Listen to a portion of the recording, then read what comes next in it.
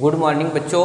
आज हम क्लास 7वीं में संस्कृत का प्रथम लेसन पढ़ेंगे। प्रथम पाठ पहले पाठ का नाम क्या है? चत्वारि धामानि, मतलब चार धाम। क्या आप जानते हैं कि ये चार धाम क्या होते हैं?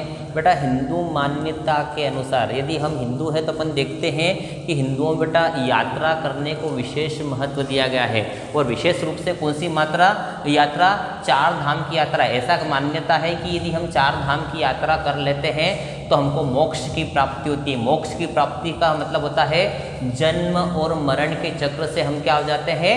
मुक्त हो जाते हैं। तो बेटा आज मैं आपको यहाँ पर चार धाम के बारे में बताऊँगा कि चार धाम, ये जो चार धाम है बने हुए हमारे हिंदुओं के पवित्र जो चार धाम है, तीर्थ है, ये कहाँ पर है, इसका निर्माण किसने कराया था। ठीक है, तो यहाँ पर जो हमारा ये जो लेसन है मतलब एक वार्तालाप का है। वार्तालाप का मतलब होता है बातचीत करना। कभी कभी क्या होता है, हम बातचीत के द्वारा किसी चीज़ को जानने का प्रयास करते हैं कि ये मतलब आपस में बातचीत करें, उस चीज़ को जानने का प्रयास करते हैं कि ये चीज़ क्या है। तो यहाँ पर क्लास के अंदर बच्चे, मतलब एक क्लास के अंदर का दृश्य है। यहाँ पर बच्चे क्या कर रहे हैं? बच्चे भी है और टीचर भी है। तो टीचर और बच्चे दोनों आपस में क्या कर रहे हैं? वार्तालाप कर रहे हैं। किसके ऊपर वार्तालाप कर रहे हैं बेटा? चत्वारि धामानि, मतलब चार धाम के ऊपर। तो अब मैं लेसन स्टार्ट करते हैं। मैंने यहाँ पर बोर्ड पे लिखा हुआ है, यहाँ शिक्षिका भारती भवती जानती किम कह अयम महापुरुष, मतलब शिक्षिका ने भारती नाम की लड़की से पूछा कि क्या तुम जानती हो कि ये महापुरुष कौन है?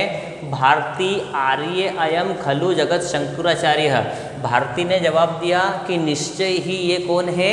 जगत गुरु शंकराचार्य है। महेश आम अहम अपि जानामि एते किल तस्य चत्वारः शिष्या, मतलब महेश नाम का जो लड़का है उसने जवाब दिया कि हाँ मैं भी जानता हूँ कि इनके चार शिष्य हैं, शिष्य हुए। देवेशः शंकराचार्यस्य प्रथम शिष्यस्य नाम सुरेश्वराचार्यः इति। देवेश ने कहा कि शंकराचार्य जो है इनके प्रथम जो शिष्य है उसका नाम क्या है? सुरेश्वराचार्य है। शिक्षिका देवेशः अन्येषां त्रयाणां शिष्याणां नामानि कानि। शिक्षिका ने देवेश से पूछा क्या तुम उनके जो तीन अन्य शिष्य उनके नाम जानते हो? देवेशः अहम न जानामि। देवेश ने कहा कि मैं नहीं जानता। शारदा द्वितीय शिष्य हस्तामलकः, तृतीय शिष्य त्रोटकाचार्य, चतुर्थ शिष्य पद्यपादः। तो क्लास में एक शारदा नाम की बालिका है, उसने बोला कि उनके दूसरे शिष्य का नाम है हस्तामलक, तीसरे शिष्य का नाम है त्रोटकाचार्य और उनके चौथे शिष्य का नाम क्या है? पद्यपाद। शिक्षिका साधु अपि जानन्ति जानन्ति शंकर मठानी। शिक्षिका ने कहा क्या तुम जानते हो शंकर मठ के बारे में? सर्वे न जानामि, सभी ने कहा कि हम नहीं जानते। शिक्षिका शंकराचार्येण चतुर्षु स्थानेषु चतुर्षु दिक्षु चत्वारि मठानि स्थापितानि। तो शिक्षिका ने कहा शंकराचार्य ने चार स्थानों पर, चार दिशाओं में मठों की क्या करी है? स्थापना की है।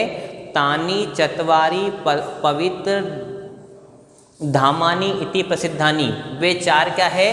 पवित्र चार धाम के नाम से प्रसिद्ध है। महेशः आर्य उत्तर दिशि बद्रीनाथ, दक्षिण दिशि रामेश्वरम, पश्चिम दिशि द्वारका, पूर्व दिशि जगन्नाथपुरी इति किल चत्वार धामानि। महेश ने कहा कि उत्तर दिशा में बद्रीनाथ है, दक्षिण दिशा में रामेश्वरम है, पश्चिम दिशा में द्वारका है और पूर्व दिशा में जगन्नाथपुरी। ये चार जो है चार धाम है। शिक्षिका सत्यम, मतलब आपको पता चल जाएगा कि जो चार धाम है कौन कौन से हैं। अपन देख रहे हैं बद्रीनाथ है, रामेश्वरम है, द्वारका है और जगन्नाथपुरी, ये चार धाम है। और उत्तर दिशा में कौन सा धाम है बेटा? उत्तर दिशा में बद्रीनाथ है, दक्षिण दिशा में रामेश्वर है, पश्चिम दिशा में द्वारका है और पूर्व दिशा में जगन्नाथपुरी है। ठीक है। शिक्षिका सत्यम किंतु धर्म प्रचाराय शंकराचार्य स्थापितानि मठानि अपि चत्वारि धामानि इति प्रसिद्धानि। शिक्षिका ने कहा सत्य है किंतु धर्म के प्रचार के लिए शंकराचार्य ने क्या करा है? शंकराचार्य ने इन मठों की स्थापना की और ये जो है चार धाम के नाम से प्रसिद्ध हुए। तानी चतसृषु दिक्षु संति, और वे क्या है, 4 दिशाओं में स्थित हैं। भारती तानी धामानी कानी, भारती बोल रही है कि वो धाम कौन से हैं। शिक्षिका श्रृंगेरी मठम, गोवर्धन मठम, शारदा मठम, ज्योतिर्मठम। शारदा ने कहा कि जो उनके धाम है वो किस नाम से है, श्रृंगेरी मठम, गोवर्धन मठम, शारदा मठम और ज्योतिर्मठम। देवेशः कस्याम कस्या दिशि संति, कौन किस दिशा में स्थित है। शिक्षिका पश्यन्तु इदं कोष्ठकम स्पष्टम भवति, शिक्षिका कह रही है इस कोष्ठक को देखो और इस कोष्ठक को देखने से स्पष्ट हो जाएगा। क्या स्पष्ट हो जाएगा कि कौन सी दिशा है। यहाँ पर दक्षिण दिशा, पूर्व दिशा, पश्चिम दिशा, उत्तर दिशा।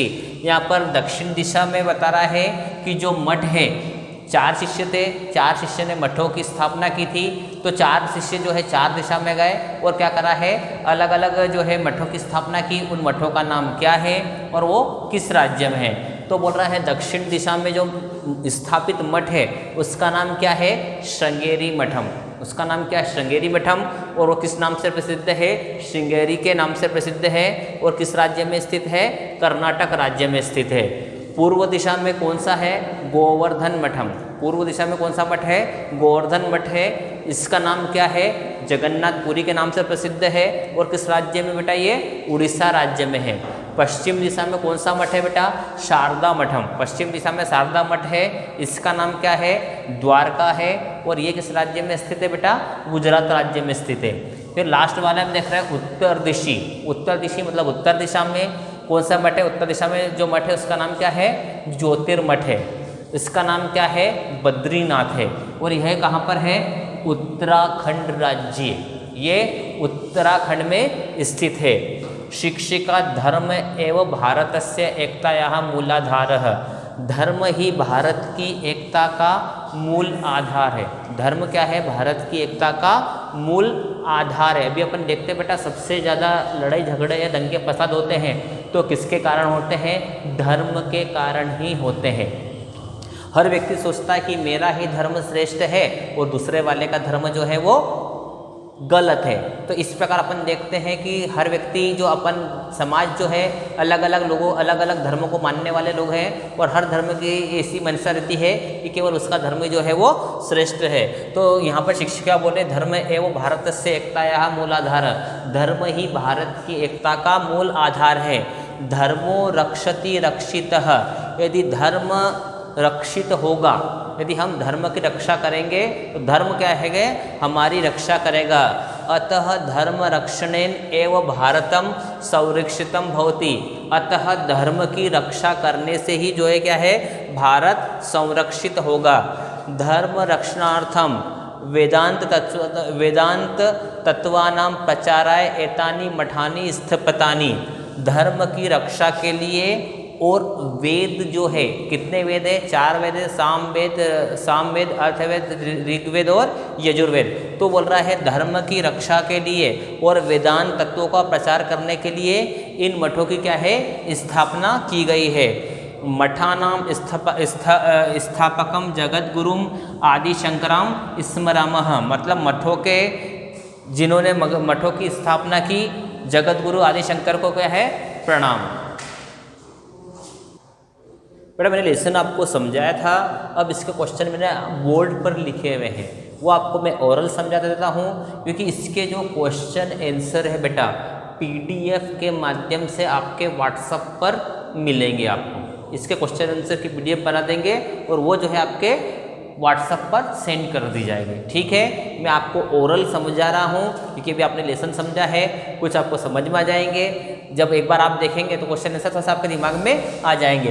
पहला है एक पदेन उत्तरम लिखत, एक पद में उत्तर लिखना है। एक पद का मतलब होता है 1 वर्ड, केवल एक शब्द में ही आपको करना है, उत्तर लिखना है।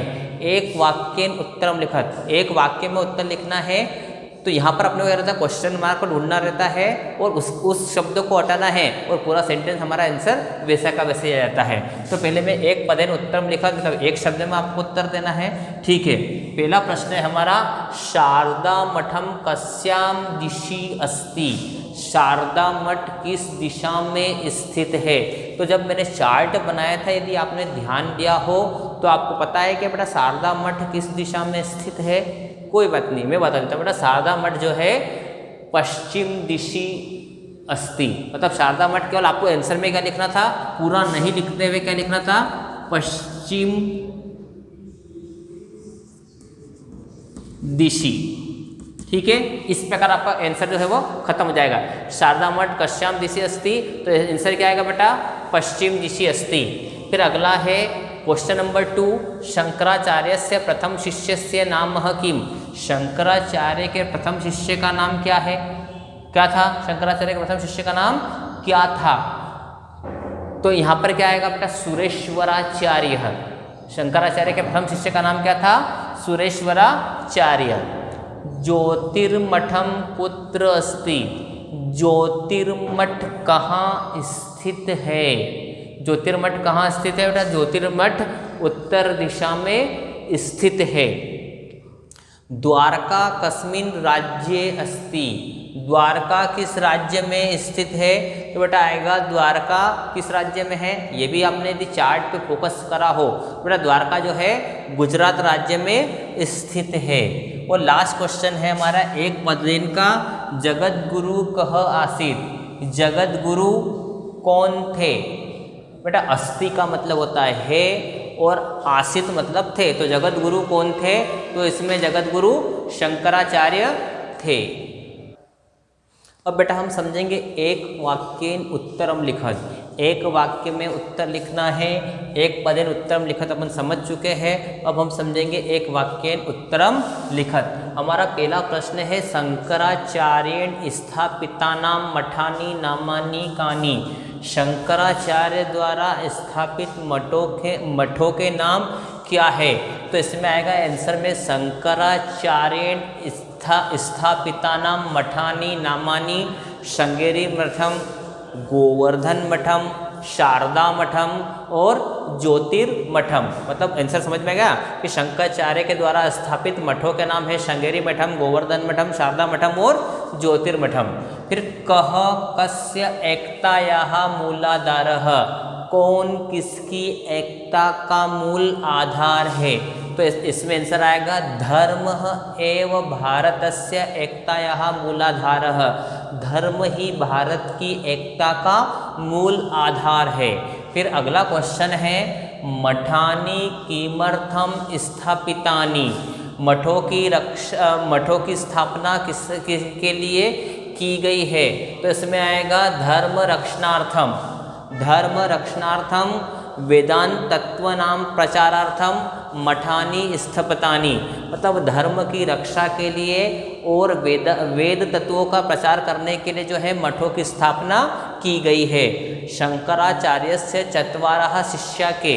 शंकराचार्य के 4 शिष्य कौन हैं, तो शंकराचार्य से चत्वारः शिष्यः सुरेश्वराचार्य, हस्तामलक, त्रोटकाचार्य और पद्यपाद। मतलब उनके 4 शिष्य हैं, सुरेश्वराचार्य, हस्तामलक, त्रोटकाचार्य और पद्यपाद।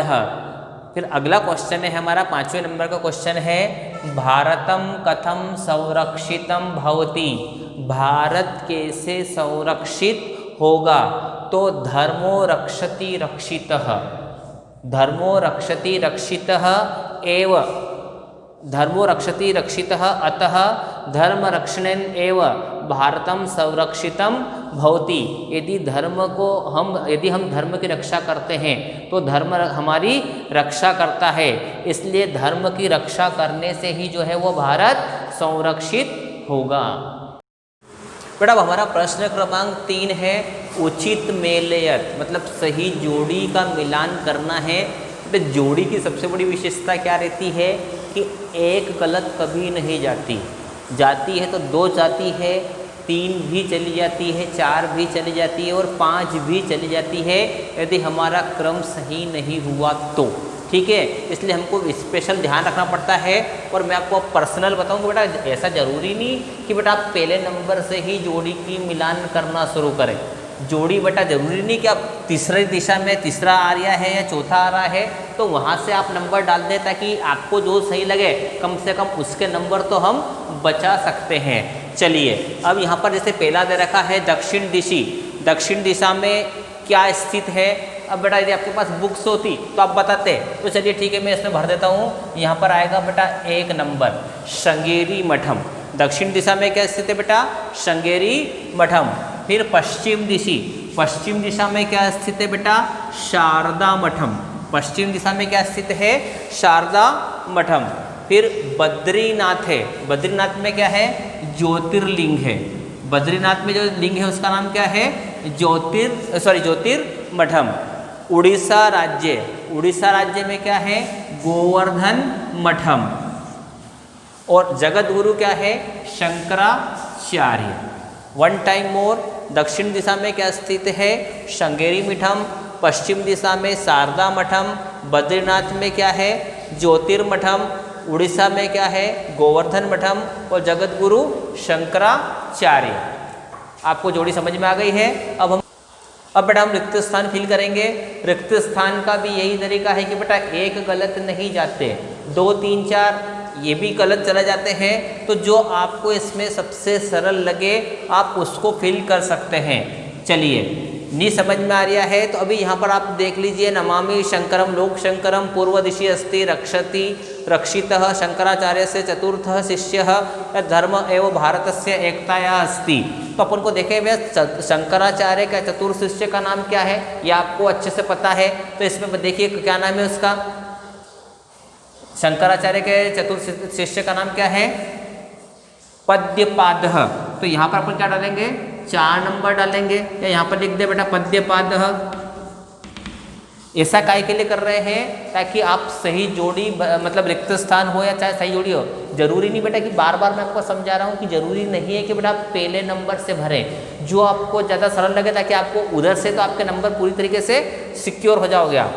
धर्म एवं भारतस्य एकतायाः मूलाधारः, इस पे मैंने डाल दिया 5 नंबर, यहाँ हो गया मूलाधारः। ऐसा काय के लिए कर रहे हैं? ताकि आप जो सबसे सरल लगे जो आपको आए, ऐसा ना हो कि उसके चक्कर में हमारा क्रम बिगड़ जाए। रक्षति रक्षितः, तो इसमें आएगा धर्मो। इसमें क्या आएगा? धर्मो रक्षति रक्षितः। यदि धर्म रक्षित होगा तो वो हमारी रक्षा करेगा। अब बेटा हमारे पास केवल दो ही दे रखे हैं कि पूर्व दिशि अस्ति भगवत पाद या फिर गोवर्धन मठम। तो इसमें आएगा बेटा गोवर्धन मठम। इस पे 2 नंबर डालेंगे।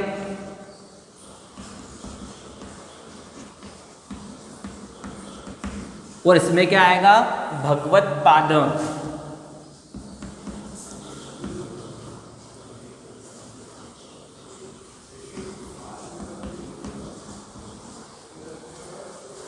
समझ में आया बेटा आपको कि किस प्रकार? ज़रूरी नहीं कि आप पहले नंबर से, मैंने जानबूझ के, मैं चाहता तो पहले नंबर से फिल कर देता, लेकिन ऐसा इसके लिए करा ताकि आप उसको मेरे अकॉर्डिंग आप उसको करना सीखें। कम से कम अपने 1 नंबर 2 नंबर 3 नंबर जो बचे उसको तो बचाएं। अब बेटा हमारा प्रश्न क्रमांक 5 है विलोम पदानि लिखत। इसके विलोम लिखना है। विलोम का अर्थ होता है उल्टे अर्थ देने वाले शब्द। ठीक है। धर्म, तो धर्म का विलोम क्या हो जाएगा? अधर्म। क्या होएगा बेटा इसका? अधर्म। प्रसिद्धानि, तो इसमें अ लगा देंगे तो क्या हो जाएगा? अप्रसिद्धानि। कोई सी चीज़ प्रसिद्ध है लेकिन अब उसमें क्या है? वो चीज़ प्रसिद्ध नहीं है। स्मरणम, स्मरणम का होता है याद करना। वो हम अधिकतर क्या होता है बच्चों की सबसे बड़ी विशेषता क्या रहती है कि वो याद करते हैं और भूल जाते हैं। तो उसका विलोम क्या होगा? विस्मरणम। स्मरण का विलोम क्या होगा? विस्मरणम। फिर यहाँ पर अपन ने लेसन पढ़ा था कि जगत गुरु कौन थे? शंकराचार्य थे। तो गुरु किसको शिक्षा देते हैं? अपने आप को या शिष्यों को? तो इसमें आएगा गुरु का क्या आएगा? शिष्य। ज्ञानम, ज्ञानम का विलोम क्या होगा? अज्ञानम, अज्ञान। गुरु क्या करते हैं? हमारी अज्ञानता को दूर करते हैं, हमें अंधकार से उजाले की ओर ले जाते हैं। अब यहाँ पर हमारे को प्रश्न क्रमांक 6 में दे रखा है प्रथमा बहुवचन रूपाणी लिखत। यहाँ पर प्रथम इसका क्या करना है, बहुवचन में बदलना है। यहाँ प्रथम मतलब एक वचन, द्विवचन, बहुवचन, कितने वचन होते हैं बेटा संस्कृत में? 3। एक वचन, द्विवचन, बहुवचन। एक संख्या का बोध कराए एक वचन, 2 संख्याओं का बोध कराए 2 वचन, और 2 से अधिक संख्याओं का बोध कराए। तो 2 से अधिक मतलब जैसे ही 3 होंगे तो फिर वो काय के अंतर्गत आ जाएंगे? बहुवचन के अंतर्गत। तो यहाँ पे दे रखा है अहम, तो अहम, आवाम, वयम, क्या हो जाएगा इसका बहुवचन? वयम। अहम का मतलब होता है मैं, आवाम का मतलब हम दोनों, और वयम का मतलब होता है हम सब। तो नाम का क्या हो जाएगा? नामानी। नाम का क्या हो जाएगा? नामानी। फिर यहाँ पर दे रखा है शिष्य। शिष्य मतलब एक संख्या का बोध रहा है, शिष्य, शिष्यो, शिष्याः। इसमें क्या आएगा बेटा? शिष्याः। इसी प्रकार जैसे नाम का नामानी लिखा था तो मैं धाम का क्या लिखूंगा? जस्ट वैसा का वैसा ही। नाम का नामानी, तो धाम का क्या आएगा? धामानी।